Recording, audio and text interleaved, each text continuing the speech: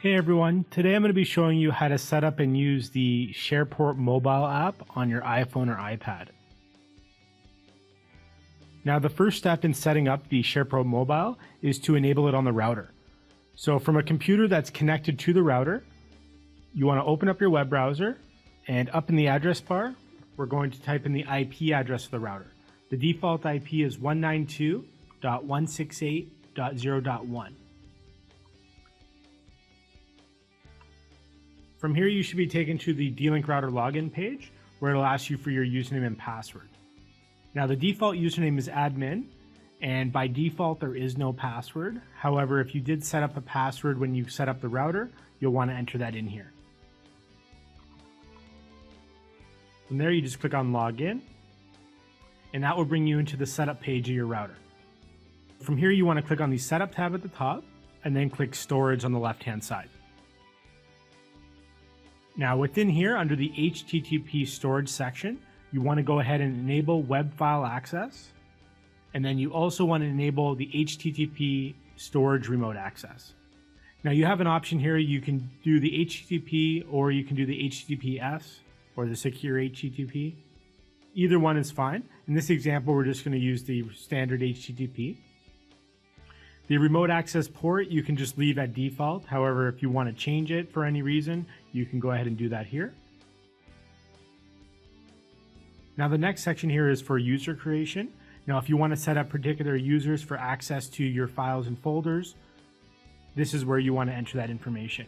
So you could go ahead and enter in a username and then password for those users. Now by default, there are two users, one admin account and one guest. The admin has read-write access and the guest has read-only access. Now in this example, we're not going to be creating any users. I'm just going to leave it at default and use the admin account. So once you've made all of your changes here, you just want to go up to the top and then click on the Save Settings button. Once the settings have been saved, you then want to move over to your mobile phone. So in this example, I'm going to be using the iPhone 4S. Now the first thing that we want to do here is we need to go and download the SharePort Mobile app. So from there, we're going to go into the App Store and we're going to search for it. So clicking on the search icon, I'm going to go ahead and enter in SharePort Mobile, and that will go ahead and bring you to the SharePort Mobile app. From there, you just want to click on the install button.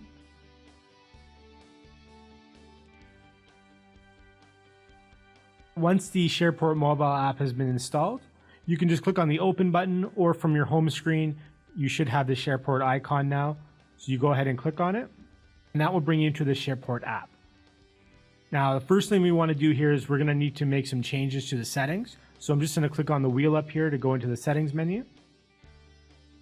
Now, the first section here is for your username and password. Now, if you did set up a specific username and password for users to access your SharePort Mobile, then you need to enter that information here. Again, as I mentioned before, I'm just going to be using the default admin account. So I did change my admin password for the router, so I need to modify that here. So I'm just going to click on the edit icon at the top and then enter in my password in the password field. Once I've done that, I'm just going to click on the done button. And that will bring you back to your SharePort Mobile home screen, which now should be working. So I'm just going to scroll over to the photos section. And now I can see the files that are on my USB drive.